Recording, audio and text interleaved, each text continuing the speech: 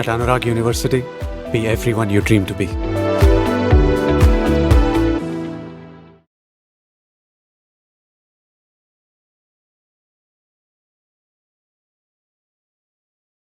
Rowdy cinema అప్పుడు మోహన్ బాబు గారు మీరు కలిసి చేస్తున్నారంటే అసలు అప్పుడు ఒక సెన్సేషన్ అంటే వీళ్ళిద్దరు అసలు భిన్న ధృవాలు కదా, ఎలా వీళ్ళకి ఎప్పుడు గొడవ జరగకపోద్దా అని ఖచ్చితంగా వెయిట్ చేసిన వాళ్ళు చాలామంది ఉన్నారు. అలా ఎలా కుదిరింది మీ ఇద్దరికి, అసలు మీ ఇద్దరి మెంటాలిటీస్కి అది?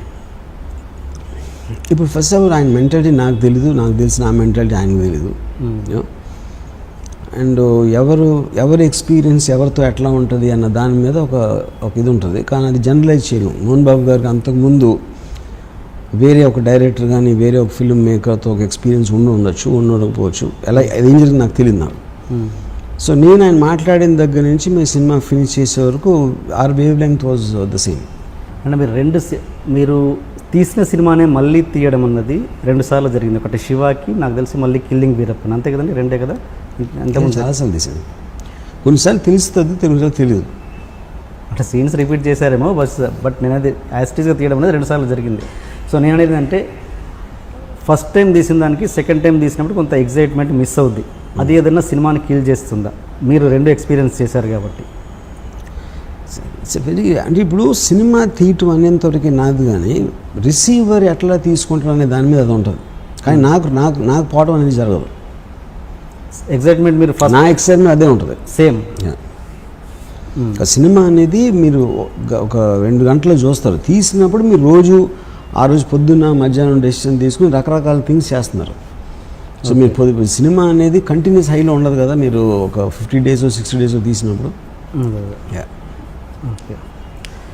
అండ్ అటాక్ సినిమా అప్పుడు వడ్డే నవీన్ని పెట్టుకుంటే చాలా ఎగ్జైట్మెంట్ ఫీల్ అయ్యారు.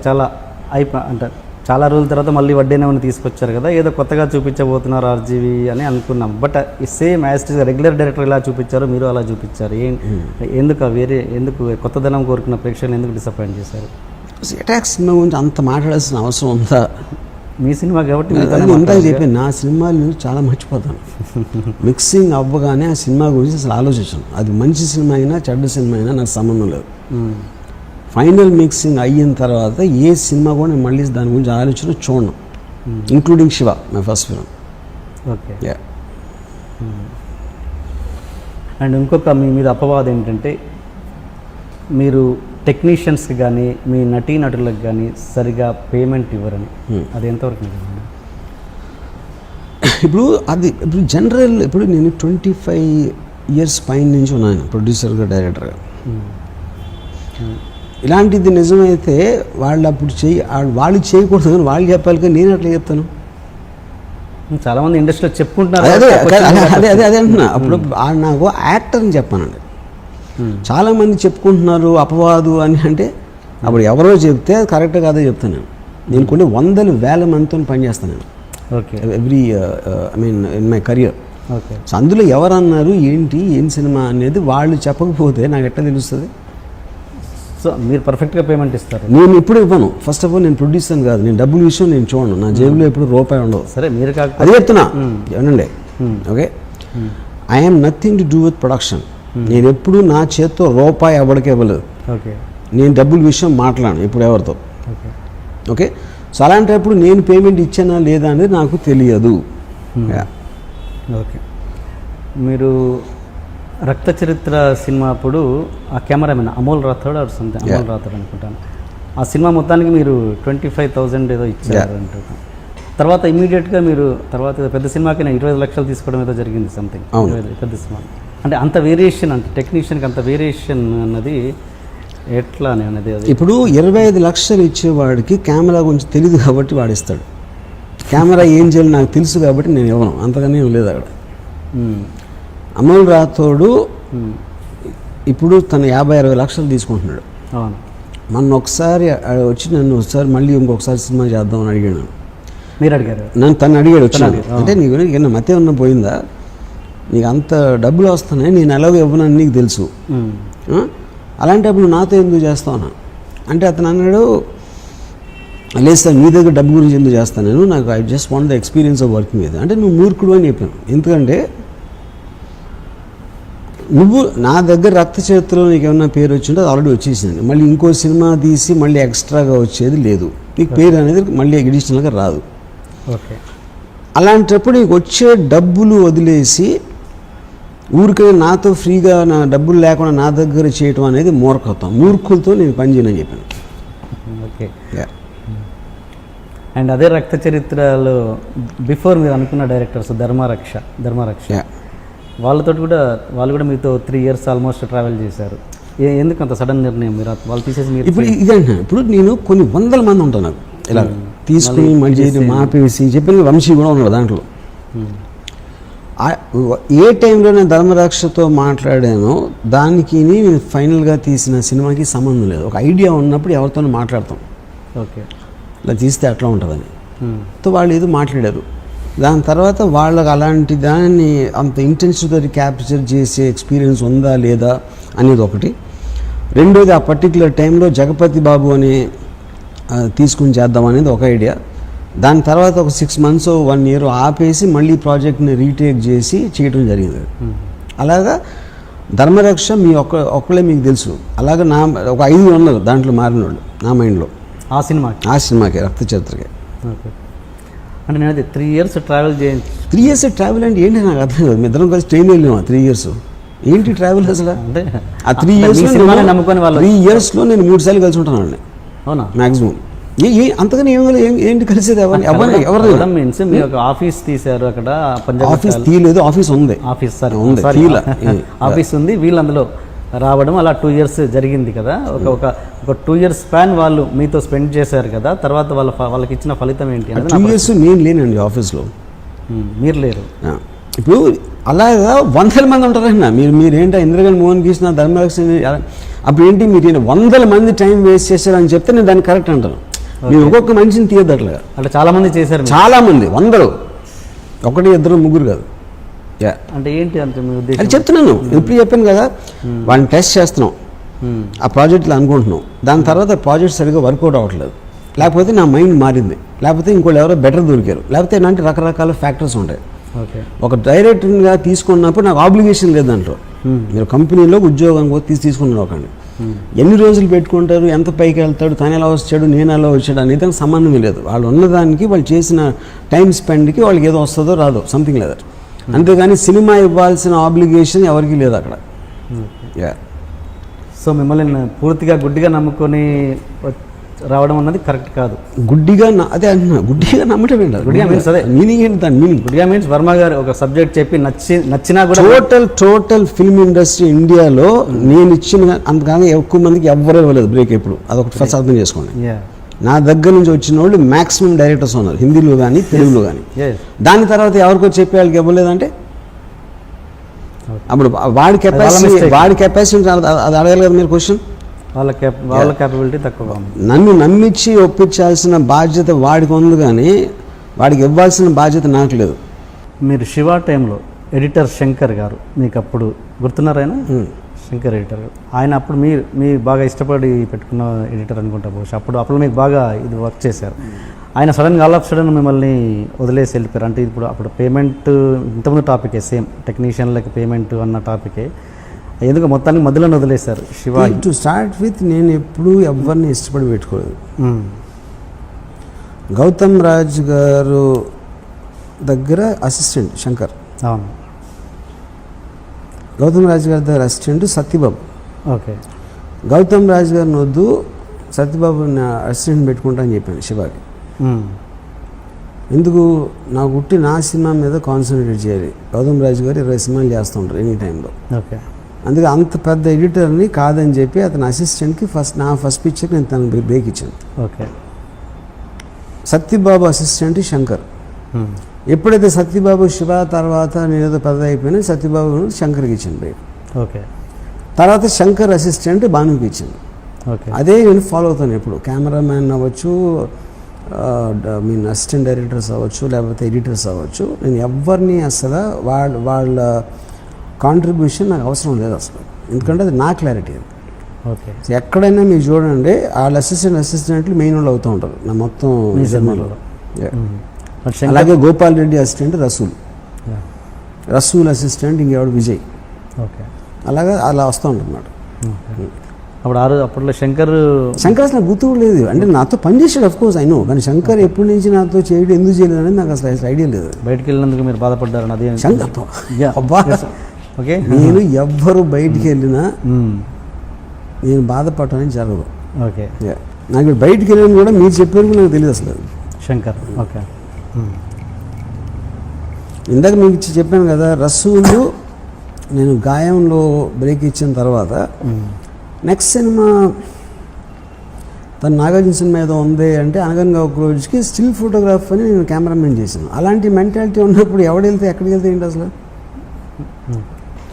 ఓకే, మీరు బిగినింగ్ ఒక సామాన్య కుటుంబంలోంచి వచ్చిన ఆర్జీవి గారు ఈరోజు ఒక పెద్ద వ్యవస్థలా తయారయ్యారు. అంటే ఇది ఎట్లా పాసిబుల్ అయిందని మీరు అనుకుంటుంటారు? ఎట్లా ఇంత ఈ స్టేజ్కి రావడానికి ఒక వ్యవస్థ నడుపుతున్నారు ఆల్మోస్ట్ మీరు? ఇప్పుడు వ్యవస్థ చేద్దాం, నడుపుదాం, అవుదాం అనే ఉద్దేశం నాకు ఎప్పుడూ లేదు. నాకు తెలిసినప్పటి నుంచి ఇప్పటి వరకు, ఇవాళ నేను మాట్లాడుతున్న ఈ టైం వరకు నా ఇష్టం వచ్చినట్టు నేను బతుకుతాను అని ఒక డెసిషన్లోంచి నా టోటల్ లైఫ్ జర్నీ అనేది ట్రావెల్ అవుతాను.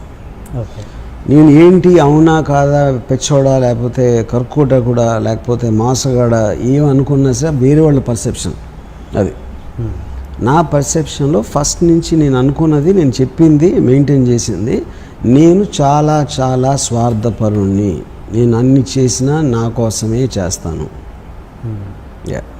ఓకే, అంత సీనియర్ కెమెరామెన్తో మీరు వర్క్ చేసిన ఫస్ట్ టైం మీరు ఫస్ట్ డైరెక్టర్ అప్పుడు ఏమన్నా మరి ఆయన థాట్స్కి మీకు క్లాషెస్ వచ్చాయా? ఎందుకంటే నేను అంత క్లియర్గా చెప్పగలిగాను. ఇప్పుడు అంత గోపాల్ రెడ్డి గారు కూడా ఆ టైంలో చెప్పారు, ఇంత క్లారిటీగా నేను ఎప్పుడు ఏ డైరెక్టర్ నాకు చెప్పలేదు ఏం చేయాలి షార్ట్లో అని. ఎందుకంటే నేను ఆల్రెడీ నా మైండ్లో చూశాను ఇలా ఉండాలి షార్ట్ అని. Okay okay. అండ్ శివ పాటలో తేజ గారి పాట చాలా ఉందని నాకు నిజమేనా? పార్ట్ మీన్స్ అదే కొంచెం అంటే ఒకసారి మీటింగ్లో తేజను నా తర్వాత శివాకి వరకైనా పేరు రావాలంటే తేజాకి కూడా చెప్పారంట, నిజమేనా? ఇప్పుడు పార్ట్ అంటే తేజ నేను చాలా క్లోజ్గా తిరిగేవాళ్ళం. శివ మేకింగ్ ముందు ఇద్దరం చాలా క్లోజ్గా తిరిగేవాళ్ళం. ఆ డిస్కషన్స్లోని వాటిలో నేను ఇది అంటే ఒక సీన్ చెప్పడంలో కానీ ఇలాంటి వాటిలో నాకు తెలిసిన అందరిలోకి తేజకి ఎక్కువ ఉండేది నాలెడ్జ్. కొంచెం అంటే is not very educated guy, కాకపోతే కొంచెం ఒక ఇంగ్లీష్ సినిమాలు కొంచెం ఎక్కువ చూడటం కానీ వీడియో విసిఆర్లో అట్లా మీ ఇద్దరం కలిసి చూసి ఆ షాట్ ఎట్లా తీసుకుంటారు ఈ డిస్కషన్స్ ఎక్కువ నాకు తేజకి ఎక్కువ జరిగాయి. యూనో అండ్ ఒక డెడికేషన్ తోటి ఇప్పుడు శివ డిజైన్స్ అని తన ఐడియాస్ ఏది మన పోస్టర్ డిజైన్స్ తను ఒక యాడ్ ఫిల్మ్ బుక్స్ తీసుకొచ్చి నాకు చూపించి ఈ షాడోలు సిల్వెట్స్ లాంటివి పెడితే బాగుంటుంది ఒట్టి ఆర్టిస్టులు అంటే ఆ టైంలో ఒట్టి యాక్టర్స్ ఫేస్ పెట్టారు, కాన్సెప్ట్ అనేది ఉండేది కాదు. అప్పుడు తనకు యాడ్ బుక్స్లో డిజైన్స్ చూపించి అది నేను ఇంప్రెస్ అయ్యి నేను ఇన్సిస్ట్ చేశాను, నేను నాగార్జున చూపించి ఇలా చేద్దాం డిజైన్స్ అని. సో క్రియేటివ్గా నాకు చాలా he use to give me lot of feedback. Okay, chain thought కూడా తనది అంట, నిజమేనా? మీద తనది చైన్ థాట్ అంటే ఏంటి? చైన్ క్లోజ్ షాట్ శివ అనేది టైటిలే దీని మీద వస్తుందిగా పోస్టర్, అది ఆ చైన్ ఆ సీన్ తనదా మీద? సీన్ నాది, అదే కాలేజ్లో వాడేది అది. కానీ అప్పుడు మేము డిస్కస్ చేసినప్పుడు ఏదన్నా తను చెప్పి ఉంటాడా ఇవ్వండి, ఎందుకంటే మేము చాలా డిస్కస్ చేసేవాళ్ళం. అంటే ఒక పర్టిక్యులర్ థింగ్ నాది తనది అనేది నాకు అంత క్లారిటీగా గుర్తులేదు. But lots of things we use to discuss. అందులో తను చెప్పింది ఏంటి, నేను చెప్పింది పోస్టర్ అనేది శివ చైన్ ఉంటేనే శివ పేరు వేయకుండా చైన్ వేసారు. అదే చెప్పాను కదా ఇప్పుడు, అదే చెప్తున్నా. శివ పోస్టర్లో చైన్ అనేది ఇంపార్టెన్స్ ఇవ్వటం అనేది అది తేజ ఐడియా, అది చెప్పాను కదా. అండ్ నాగార్జున గారి మేనల్లుడు సుమంత్ ఇంట్రడ్యూస్ చేసి నా ప్రేమ కథ సినిమా మీ మీద కేవలం మీ మీద ఆశలు పెట్టుకొని మీరైతే అతని మార్కెట్లోకి బాగా తీసుకుపోగలరని ఇచ్చారు, కానీ మీరు దాని మీద పెట్టాల్సినంత ఫోకస్ చేయలేదన్నది ఒక చిన్న టాక్. అది ఎంతవరకు? అది ఇప్పుడు ఎవరైనా కూడా కావాలని ఎందుకు చేస్తారు చెప్పండి? First of all A cinema అయినా ఏ డైరెక్టర్ అయినా కావాలని ఎవరైనా చెడగొడతారా? మీరు ఎలాంటి సినిమా అయినా మీకు కనీసం ఒక 5-6 నెలలు పడుతుంది, pre production, shooting, post production. Audience చూసేది 2 గంటలు. 6 నెలలు ఎవరైనా టైం వేస్ట్ చేస్తాడో కావాలని ఒక పాయింట్.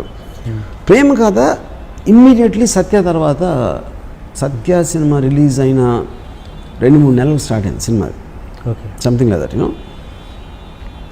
అప్పుడు నాగార్జున ఇది బ్రోచ్ చేసినప్పుడు నాకు లవ్ స్టోరీ అనేది నా నుంచి ఒక ఊర్లో ఒక మామూలు లవ్ స్టోరీ ఎక్స్పెక్ట్ చేస్తారా లేదా అని నాగార్జునకి చెప్పాను. కథ మాత్రం నువ్వు ఓకే చేయాలి నాకు, ఎందుకంటే నా సెన్సిబిలిటీ కాదు అలాంటి సినిమా.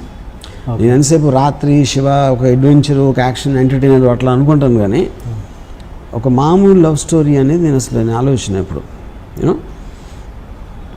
అది so everything was discussed and all that. అది చేసాం. అది అప్పుడు నేను ఒక స్టోరీలో ఫెయిల్ అయిందా, నా డైరెక్షన్లో కుడ్ డూ ఇట్ అనేది, కానీ నేను కేర్లెస్గా చేయటం అనేది మాత్రం అది కరెక్ట్ కాదు. అన్ని సినిమాల్లాగే దీనికి మనసు. ఓకే. కానీ ఇంతకుముందు నాకు చెప్పారు, వినోద్ బాలా మీకు గుర్తులేరు, ఇంద్రకంటి మోహన్ కృష్ణ మీకు గుర్తులేరు, బట్ తేజ రిలేషన్ మీకు ఎలా గుర్తుండిపోయింది? ఎక్కువ మా జర్నీ చాలా ఎక్కువ నాది తేజది. అన్ని తొందరగా మర్చిపోతాను. తేజ నేను చాలా క్లోజ్, అదే చెప్తున్నాను కదా. తేజ నేను ఆల్మోస్ట్ నాకు ఇయర్స్ గుర్తులేదు, నాకు తెలిసి ఒక 4-5 years we would have been very very close. ఇంకోటి ఏంటి, మీకు ఇంపాక్ట్ తేజకి నాకు జరిగిన డిస్కషన్స్ కానీ పర్సనల్ లెవెల్లో, ప్రొఫెషనల్ లెవెల్లో అనేది ఒక ఇన్సిడెంట్లు అనేది ఎక్కువ ఉంటాయి, కానీ వేరే వాళ్ళతో నాకు ఉండదు. సి మీకు మెమరీ ఎప్పుడు కూడా మీకు జరిగిన ఇంపాక్ట్ బట్టి ఉంటుంది memory. And me close friend Satyendra గారు, ఆయన గురించి నాకు చాలామంది తెలియదు, నాకు తెలియదు, బట్ తెలుసుకోవాలని ఇంట్రెస్ట్ కొద్దిగా అడుగుతున్నాను. ఏంటి ఆయన మీ రిలేషన్, ఎలాంటి relation? Satyendra is almost like a teacher. ఒక అంటే టీచర్ అనే వర్డ్ నాకు ఇష్టం ఉండదు, but I would say that Satyendra నాకు కలవకపోతే నా లైఫ్లో ఏదో నాలో ఒక డిఫరెన్స్ ఉండేది. ఏం డిఫరెన్స్ అనేది కూడా నాకు తెలియదు. అంటే నేను అలాంటి కాబట్టి నేను అతన్ని కనెక్ట్ అయ్యానా, లేకపోతే అతను నా లైఫ్లో వచ్చిన మళ్ళీ ఇలా అయ్యానా అనేది ఇట్స్ ఎ వెరీ ఉన్నీస్ బీస్ కైండ్ ఆఫ్ ఏ థింగ్ అది. ఎందుకంటే ఇప్పుడు నాకు సత్యేంద్ర కాలేజ్లో చెప్పింది ఒక్కొక్కసారి 30 ఏళ్ళ తర్వాత గుర్తొస్తుంది ఇప్పుడు మళ్ళీ అని. ఇప్పుడు అర్థం అవుతుంది కదా, అది చెప్పింది అప్పుడు నాకు గుర్తుండిపోయింది, కానీ ఐ డెంట్ అండర్స్టాండ్. సడన్గా నాకు ఇప్పుడు ఎదుగుతుంది బల్బ్. యూనో, అంటే is the most intelligent man ever met in my life. నేను మెట్ అంటే ఐఎమ్ ఇంక్లూడింగ్ నేను చదివిన పుస్తకాలు కానీ నేను విన్న వ్యక్తుల గురించి, వాళ్ళందరికన్నా is a superior person, you know. So తన మాట్లాడే లాజిక్, తనకున్న రేషనల్ థింకింగ్, తనకున్న నాలెడ్జ్, ఇంక్లూడింగ్ సినిమా, అలాంటి మనిషిని నేను ఎప్పుడు చూడలేదు. సో ఆటోమేటిక్గా నేను నేను అసలు ఎవరికి ఇంటిమిడేట్ అవ్వను. I always intimidate people. But Satyendra దగ్గర నాకు ఒక ఇది ఉండేది, అంటే ఒక ఆల్మోస్ట్ ఒక ప్రెషర్ ఫీల్ అయ్యాను. అంటే తను ఇంప్రెస్ చేయాలి, లేకపోతే నేనంటే తను ఏమన్నా అనుకుంటాడా అంటే నన్ను ఎదవనుకుంటాడా ఇలా చెప్తే అని, అంటే కంటిన్యూస్గా తన ఎండార్స్మెంట్ కోసం ట్రై చేసేవాడిని. తనతో ఉన్న పరిచయం ఉన్నాను. అప్పుడు అంత ఇంటిమిడేషను నా లైఫ్లో ఎప్పుడు ఎవరితో ఫీల్ అవ్వలేను. ఇప్పటికీ టచ్లో ఉంటారా మీరు? Very rare. ఎక్కడండి ఇప్పుడు ఆయన ఉండేది? ఇక్కడ ఆయన ఇప్పుడు విజయవాడలో ఈజ్ ఇంజనీరింగ్ కాలేజ్లో ప్రొఫెసర్. అది అంతా మీకు ఇంపాక్ట్ క్రియేట్ చేసిన రిలేషన్లో మీకు గుర్తున్న ఇన్సిడెంట్స్ చెప్పండి ఏదైనా, మీకు ఆయనకు మధ్య జరిగింది. అంత ఇంపాక్ట్ క్రియేట్ చేసి, అంటే రామ్ గోపాల్ వర్మ గారికి ఇంపాక్ట్ వచ్చిందంటే అది మామూలు విషయం కాదుగా, అదేంటి అని.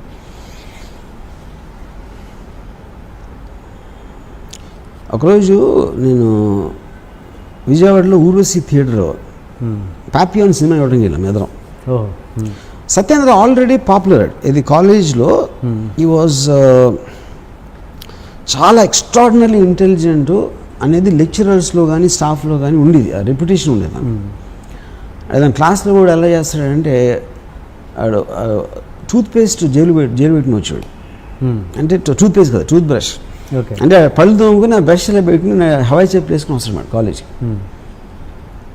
వచ్చి లాస్ట్ బెంచ్లో కూర్చుని ఆ పక్కన దగ్గర ఒక పేపర్ చింపుతున్నాడు. పేపర్ చింపి అదే నోట్బుక్ ఆడు పెన్ నోట్ తీసి ఆ లెక్చరర్ చెప్తా ఉంటే మధ్యలో ఒక క్వశ్చన్ వేస్తాడు ఆ సబ్జెక్ట్ గురించి వేసాడు. ఆ లెక్చరర్ టెన్షన్ వచ్చేసి అసలు వాళ్ళకి, యూనో. క్లాస్ మధ్యలో ఒకసారి లీగ్స్ వెళ్ళిపోతున్నాడు. ఏంటి ఎక్కడికి వెళ్తున్నావు అంటే నేను చెప్పేది అర్థం అయిపోయిందని వెళ్ళిపోయాడు. అండ్ ఆయన ఇప్పుడు వీళ్ళందరికీ నువ్వు అర్థం చేసి చెప్పి ఆ టైం నేను వేస్ట్ చేయనని చెప్పి వెళ్ళిపోయాడు. ఇలాంటి ఇన్సిడెంట్లు చాలా జరిగింది సత్యేంద్రతో. ఓకే. ఒకరోజు ఊర్వశి థియేటర్లో పాపియాన్ అని సినిమా ఇవ్వడం లేదు. అంటే ఈ ఇంటర్వెల్లో ప్రిన్సిపల్ గారు వచ్చారు, కాలేజ్ ప్రిన్సిపల్. ఏంటంటే ఇంటర్వెల్లో కాలేజ్ ప్రిన్సిపల్ ఆయన కూడా వచ్చి సినిమా ఇవ్వడానికి, మా కాలేజ్ ప్రిన్సిపల్. అప్పుడు మా ఎగ్జామ్స్ జరుగుతున్నాయి. ఏంటి ఎగ్జామ్స్ పెట్టుకుని ఏంటి ఎక్కడ ఎలా వచ్చారో అని అడిగారు. అంటే అది సత్యేంద్ర తెలుసు ఆయనకి, because of his reputation and all that. And Satyendra side కాలేజ్లో మీ కాలేజ్ చదువులు కన్నా దీంట్లో నేర్చుకోవాల్సింది ఎక్కువ నేను 7వ వస్తున్నా. ఇక నాకేం అనిపించలేదే అంత ఇందులో అన్నారు. మీకు అనిపించిందేదో నాకు అనిపించింది. సో ఆ కనిపించింది మీకు ఏదో కనిపించినప్పుడు 7 సార్లు చూడాల్సిన అవసరం ఏంటన్న నా principle. Why you fuck your wife every day అన్నాడు. So the point is, and you will say it with such intensity, మీకు ఇంటిమిడేట్ అయిపోతుంది. You won't even take it as an offense.